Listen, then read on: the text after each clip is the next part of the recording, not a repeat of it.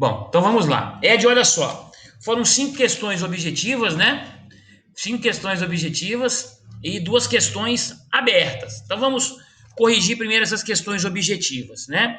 Talvez não esteja nessa ordem porque as provas foram embaralhadas, né? Mas você vai procurando aí tentando relembrar. Não sei se você tem a prova ou não. Mas é assim, ó.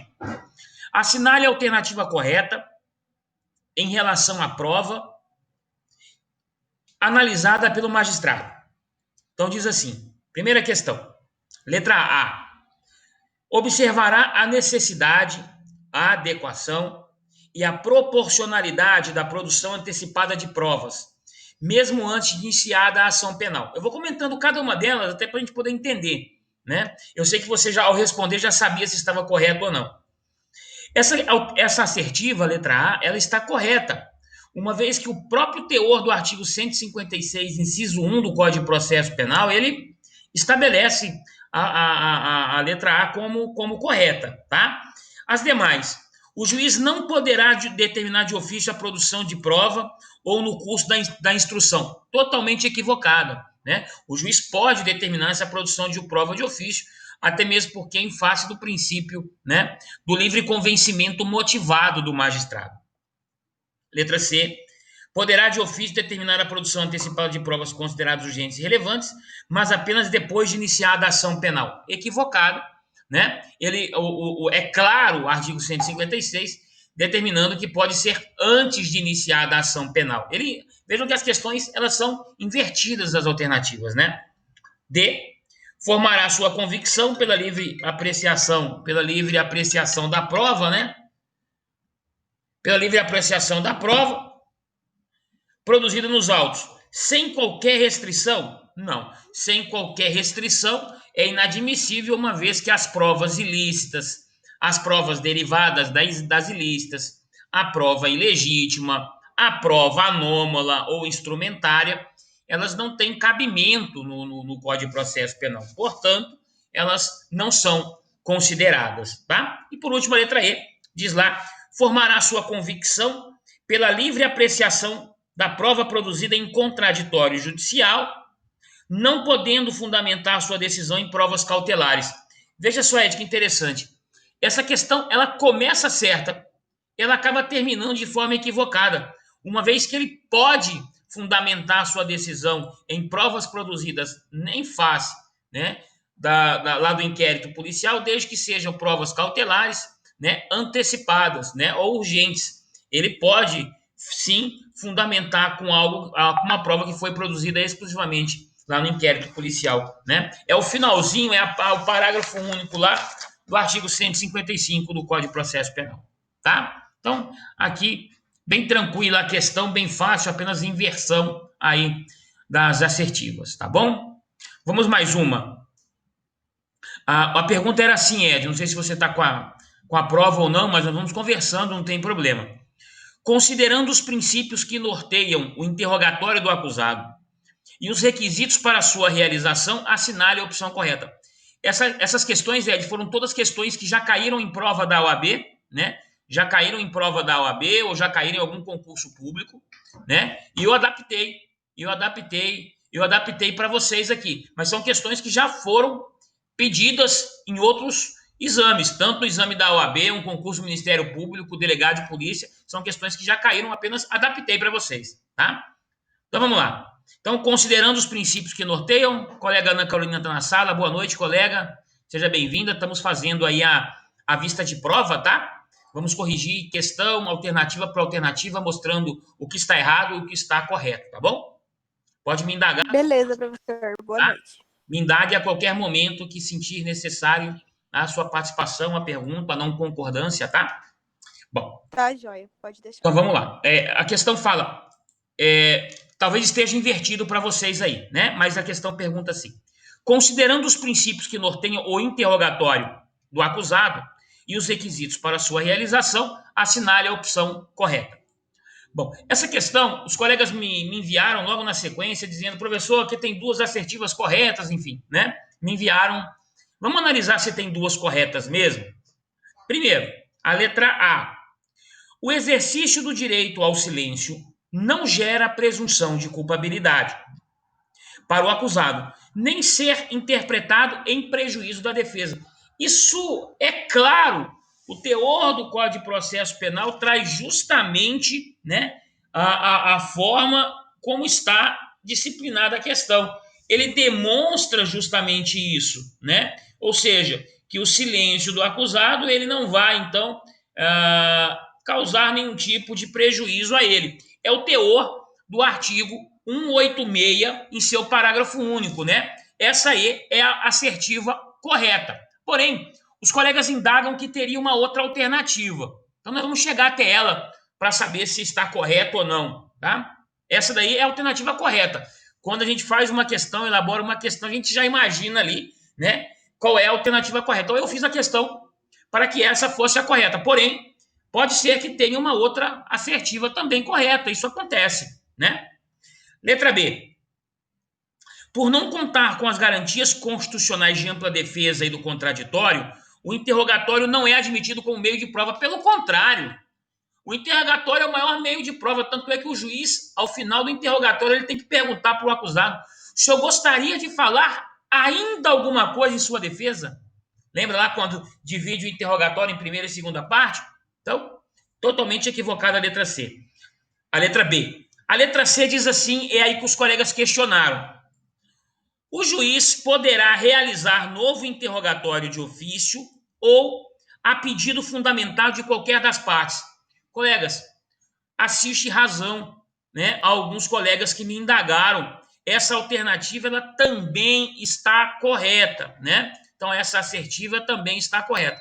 Vou dizer para os colegas assim: se o portal aceitar, né, aceitar as duas assertivas como correta, né, eu vou modificar. Caso não aceite aí, eu anulo a questão e reverto a pontuação para vocês. Eu fico muito feliz quando o aluno identifica um erro na questão, é sinal que ele teve muita atenção, muita cautela, muito cuidado. Eu não fico triste quando reconhece uma resposta dúbia, não. Pelo contrário, eu fico feliz. Isso não é demagogia da minha parte, né? Então, assiste razão Eu a fico com vocês. medo. Hã? Eu morro de medo, porque Não, fique entre tranquila. eu tá errando e o professor, eu acredito que eu estou errando, entendeu? Não, vocês estão corretos, tá, Ana? Então, essa assertiva também está correta, né? Jamais um professor poderia, mas você fez. Não, essas duas estão corretas, então se o portal não aceitar a letra A e C, anulo a questão e reverto para vocês, né? Ele foi a única que o sistema deu como errada. Não, fica tranquilo, tá, Ed? Você acertou, meu amigo. Pode ficar sossegado que eu vou considerar as duas, tá? Não preocupa não, tá? Se ele não aceitar as duas, eu anulo e reverto a pontuação para vocês, tá ok? Beleza. Vamos só fechar aqui para demonstrar um tá errado. Eu acho importante, eu acho que a vista de prova, ela tem que ser mais importante do que a própria prova, né? Porque é o momento que o aluno retira ali dúvidas, né? Enfim, isso é importante. A assertiva D, ela diz assim: se o interrogado não souber ler e escrever, não puder ou não quiser assinar, o juiz marcará nova data. Negativo. O Código de Processo Penal ele traz justamente todas as situações, inclusive do surdo, o interrogatório do mudo, o interrogatório do surdo-mudo. Né? O Código de Processo Penal pensou em tudo, então não acontece nova data, não. A última, é válido o interrogatório do acusado sem a presença do advogado? Na hipótese de permanecer em silêncio, nenhum ato processual acontece sem a presença do advogado, muito menos o interrogatório. Oitiva de testemunhas de defesa e acusação, interrogatório, não acontece sem a presença do acusado. E se porventura acontecer a nulidade absoluta do ato processual realizado pelo douto magistrado. Então, não acontece, então, jamais, né, sem a presença do advogado. Tudo bem? Beleza? Vamos fazer todos os objetivos. A Adriele está chegando na sala também. Estamos fazendo aí a vista de prova, tá, Adriele? Então, vamos fazer primeiro as objetivas, depois fazemos as subjetivas, tá bom? Bom, vamos mais uma aqui, objetiva. A respeito da produção de prova do processo penal, mais uma pergunta. A respeito da produção de prova no processo penal, assinale a assertiva correta. O juiz não ficará adstrito ao laudo pericial. Já começou errado. O juiz ficará adstrito ao laudo pericial, podendo aceitá-lo, rejeitá-lo no todo ou em parte. É o dispositivo que está contido no artigo 182 do Código de Processo Penal, né? Então vamos lá. Letra B. Ao juiz é vedado determinar a realização de provas antes do P. Errado. O juiz pode sim. Princípio do livre convencimento motivado. C. A confissão do acusado, por ocasião de seu interrogatório judicial, concordando com a classificação legal dos fatos narrados na denúncia, autoriza o julgamento antecipado da lei por economia processual. Isso é o maior absurdo, né? É uma questão absurda. Primeiro que não autoriza o julgamento coisa nenhuma se ele confessar, tem que estar atrelado às demais provas produzidas nos autos. Isso não é fundamento de economia processual, pelo contrário, a questão está totalmente equivocada. Nada disso aí tem está no amparo do Código de Processo Penal, né? Tá bom? Outra alternativa, letra D, o juiz atuará pela sua livre valoração da prova produzida em juízo, mas também pode fundamentar sua decisão exclusivamente nos elementos informativos colhidos na fase investigatória. Então, o juiz atuará pela livre valoração da prova produzida em juízo. Legal. Mas também pode fomentar exclusivamente em elementos informativos colhidos. Essa alternativa está correta. Ela preenche os requisitos lá do artigo, né, 155 do Código de Processo Penal. É verdade, né? Alguns elementos lá do inquérito policial, as provas antecipadas cautelares, ele pode fundamentar sua decisão, tá? Essa é a alternativa correta. A letra E diz assim: o juiz ficará adstrito à produção de prova trazida pelas partes. Negativo. O juiz pode buscar a prova. Ele não fica aí com a mãozinha estendida esperando que as partes coloquem a prova na mãozinha dele, não, né? Uma vez que foi adotada pelo Código de Processo Penal o princípio da verdade formal, outro equívoco da assertiva, né? O Código de Processo Penal não adotou o princípio da verdade formal, pelo contrário, o Código de Processo Penal adotou o princípio da verdade material, né? É uma questão batida em prova de concurso, hein, colegas? Vocês vão perceber que vocês vão acertar questões de exame da OAB, aos 3 heróis que me assistem nesse exato momento. Vocês vão perceber que vocês vão acertar questões da prova da OAB perguntando isso, tá? Então, o Código de Processo Penal reconhece o princípio da verdade material, ou seja, né, o juiz não fica adstrito à produção de provas ali somente, ele pode buscar novas provas. Beleza? Então, a assertiva correta. Aí a letra D, não sei qual a ordem que está para vocês aí, tá bom? Alguma dúvida aqui? Tranquilos? Beleza? Maravilha? Beleza, então. Vamos mais uma aí. Mais uma questão, a quinta questão aí. Me interrompa a qualquer momento que entender necessário. Em relação à confissão do acusado, nós temos um título, né, da confissão, que é do 197 ao artigo 200, né, perguntando somente acerca da confissão. Em relação à confissão do acusado no processo penal, assinale a alternativa correta. Letra A. Pode ocorrer a retratação sem prejuízo do livre convencimento do juiz, desde que fundada no exame das provas em conjunto. Então, pode acontecer a retratação do acusado em sua confissão, né? Então, nós sabemos aqui, né, que a retratação ela é perfeitamente possível.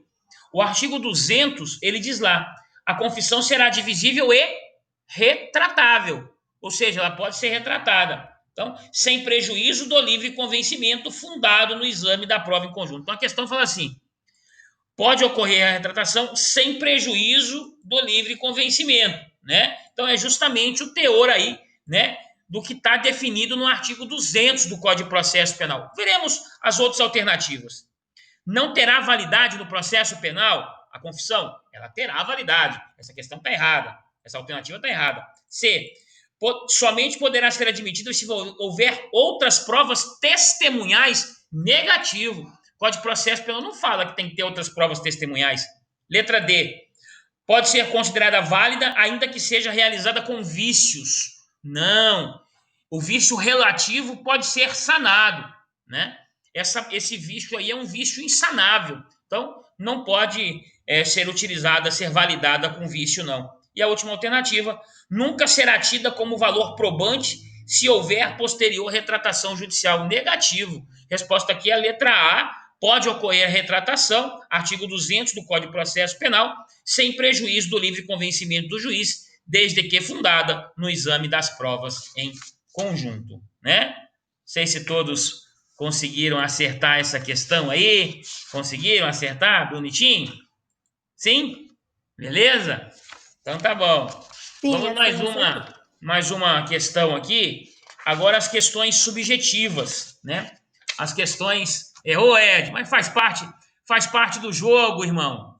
Faz parte do jogo. Tenha certeza que você não vai errar na sua prova da ordem lá do 9º semestre, né? No 9º semestre você não erra, não. E ali é para valer. Importante é você errar. Erre agora, mas não erre posteriormente, né? Vamos mais uma, então, aqui. Agora, a questão subjetiva era uma questão que necessitava um pouquinho de concentração, né? Um pouco de atenção, mas uma questão bem tranquila.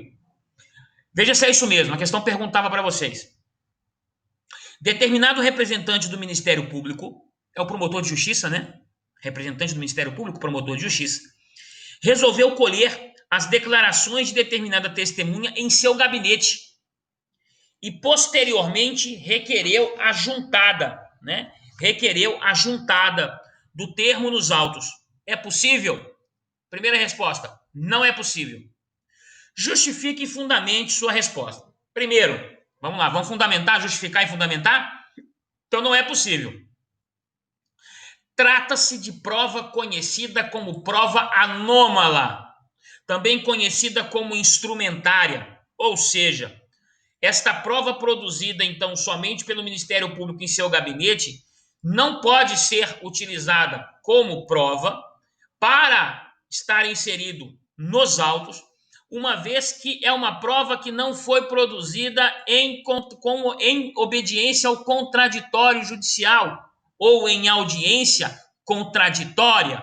Então, esta prova ela não poderá ser utilizada, ela não poderá ser reconhecida nos autos, sob pena de nulidade daquele ato processual e tudo que decorrer a partir dali da mesma forma, né? Então, o promotor que indique aquela testemunha para que essa testemunha seja ouvida em juízo. Caso contrário, esta produção unilateral, ela não será reconhecida. Minha resposta ficou parecendo de criança de 5ª série. Faz parte, colega, fica tranquilo, né? Não vou cobrar de você. Ah, professor, eu esqueci de colocar que é prova anômala, né? Pode perguntar, Ed. Não tem problema, não. Vou considerar as questões de você. Só se você colocou, não, ele poderá apresentar. Aí não tem como, né? É direito das partes. Eu perdi, Ed. Deixa eu ver de novo aqui, só que eu perdi. O microfone do Ed não tá legal. Ed colocou...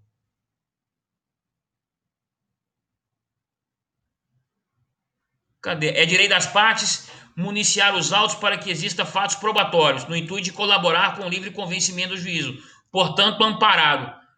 Perfeita. Não, tranquilo. Veja bem. É direito das partes mesmo manusear e produzir, trazer os elementos probatórios. Maravilha. Porém, não é direito e não assiste razão ao representante do Ministério Público, titular da ação penal pública, ouvir unilateralmente essa testemunha em seu gabinete e pegar aquelas declarações e fazer juntar nos autos. Isso não é permitido. Muito embora você está correto, Ed. Ela pode sim, porém, o Ministério Público ouvir, atermar aquelas declarações e trazer para o processo, né? Coloquei que era possível pelo artigo 231, salvo nos casos expressos de nem as partes poderão apresentar documentos em qualquer fase do processo. Maravilha! Ela pode apresentar documento, ela só não pode trazer uma declaração e aquilo ser utilizada como prova, sem obediência ao contraditório judicial. Ele colocou o artigo 200, fundamento no artigo 231, né? Salvo os casos expressos em lei, as partes poderão apresentar documentos em qualquer fase do processo. Maravilha. Só que esse documento da oitiva de uma prova testemunhal, ele precisa obedecer este contraditório judicial. Mas o seu argumento de fundamentação Foi muito bem colocado, tá, Ed? Parabéns pelo seu fundamento. Você acabou aí gerando uma situação que eu tenho que considerar sim, tá? Eu considero Eu não sim. fundamentei, na verdade eu não fundamentei, né? Mas eu coloquei lá que não era possível. O que Porque quando mais? eu fui pesquisar no Código Penal, Certo? no Código de Processo Penal, das testemunhas não tinha nada que colocava que a testemunha poderia ser escutada em outro Entendeu? negócio. É tudo em juízo, Ele não fala testemunha. O Código de Processo Penal em nenhum momento ele fala testemunha. O artigo 231 ele fala a questão documento. Ele fala documento, né? O artigo 231 ele fala assim, ó: salvo os casos expressos em lei, as partes poderão apresentar documentos. Ouvir uma testemunha não é documento. Documento ela pode apresentar, né? Mas, na verdade, aqui é testemunha e não um documento. Um documento seria um documento hábil, enfim, né? Não, tá? Mas eu vou considerar o que vocês escreverem, enfim, aproveitando. Claro, tem que justificar e fundamentar, tá bom? Ele fala em documento, não fala em prova em relação à prova testemunhal. Tá beleza? Show de bola? Mas boa indagação, gostei. Maravilha, que legal. Vamos mais. Bom, temos mais uma subjetiva, mais uma aberta, e essa é bem interessante, né? Vamos ver o que ela diz aqui. Ela diz assim: determinado magistrado, ao proferir sentença absolutória, absolveu, não reconheceu o laudo produzido por perito oficial, uma vez que entendeu diversamente do que foi produzido. O promotor, o juiz não concordou com o laudo, ele entendeu que aquilo é um absurdo e rejeitou. Ele pode fazer isso? Pode. O artigo 182 do Código de Processo Penal possibilita ele. Também entendeu que o ônus da prova não foi demonstrado pelo representante do Ministério Público. Tal decisão contém algum vício? Ora, vamos lá. Então vamos lá. Ele proferiu uma sentença absolutória. Primeiro porque entendeu, então, que a prova pericial ele rejeitou. Está correto? Está correto. Amparo 182 do Código de Processo Penal.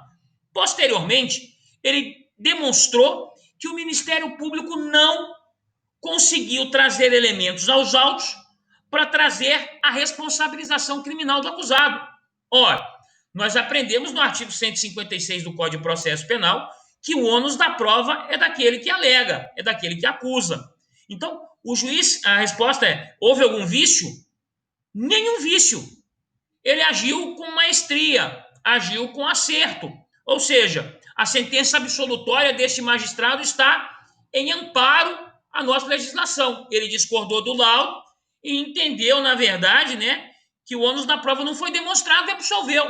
Então, agiu com maestria, agiu com certeza.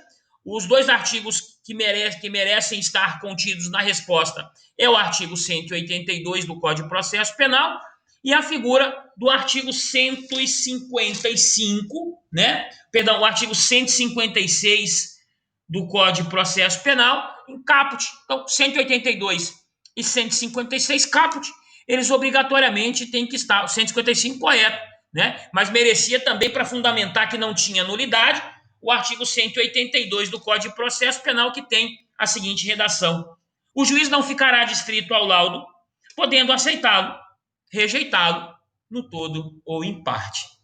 Tranquilo? Uma questão bem tranquila, né? Mas obedecendo aí o tempo da prova, enfim, eu acho que a prova atingiu, né?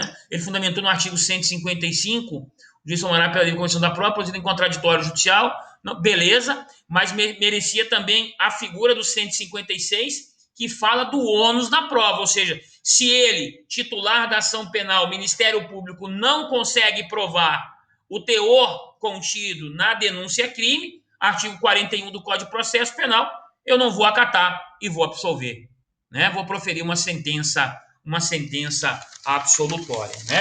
Então, acho que a prova, ela cumpriu realmente o objetivo. Mais uma vez, eu reforço aos colegas, todas as questões, sem exceção, todas caíram em algum concurso público, ou exame da OAB, ou Ministério Público, ou concurso para delegado de polícia. Prova de processo penal, ela é dessa forma, né? Essa prova, na verdade, ela nem era necessária a consulta. Você nem precisava, na verdade, estar com o Código de Processo Penal em mãos para resolver essa prova. É uma prova muito objetiva. As provas em relação ao processo penal, ela é realmente desta forma, né? Ela é uma prova bem objetiva, bem sucinta, com inversão dos dispositivos legais, tá? Tranquilos? Colegas, eu estou à disposição de vocês aí, eu não vou dar sequência ao conteúdo, eu vou deixar para a próxima aula iniciar com vocês prova testemunhal e já entrar em prisões, prisão preventiva, prisão temporária e assim por diante, né? Já estudar prova testemunhal e já iniciar prisões com vocês na nossa próxima aula. Hoje eu fico aqui somente com a nossa vista de prova, se não tiver mais nenhuma indagação dos senhores. Tranquilos? Mais alguma indagação? Estou à disposição de vocês aqui, seja quanto tempo for. Não? Beleza, professor? Tranquilo, muito obrigado, boa noite. Deus abençoe, então, tá? Estou à disposição de vocês sempre. Próxima quarta-feira, continuamos nossa aula aí com muita força, com muita energia para concluir a nossa ementa de processo penal 2, tá bom? Grande abraço aí, Deus abençoe. Até a próxima.